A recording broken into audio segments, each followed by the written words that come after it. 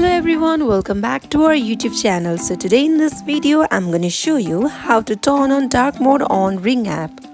To get started, let's open Ring app. Before this, make sure you have already downloaded Ring app on your device. On the top left corner you can see 3 bar. Tap on it.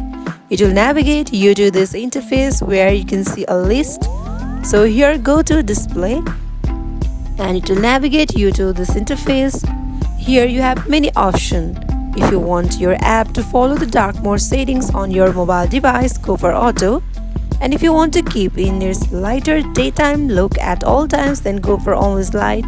If you want to keep the app in its dark mode look at all times, then go for always dark. Today we are here to turn on dark mode. So let's go for always dark. So you can see the changes. So in this way you can change your Ring app on dark mode. So that wraps for today. If you guys like this video, do not forget to like, comment and subscribe our channel. Thank you.